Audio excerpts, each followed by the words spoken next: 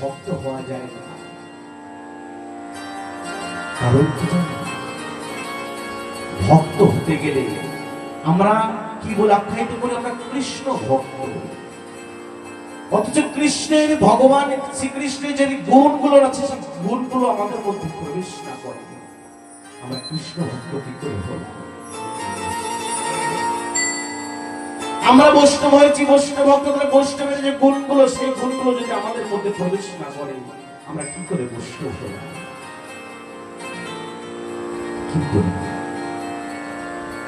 আজকে এমন একটা জায়গায় কৃষ্ণ ভক্তের কাছে যদি কোনো দুরাচারী ব্যক্তি যদি আসে, ওই কৃষ্ণ ভক্তে তার গুণের প্রভাবে, তার পরশে সেই ব্যভিচারী ব্যক্তি ও দুরাচারী ব্যক্তি তিনি কৃষ্ণ ভক্ত হয়ে যাবে।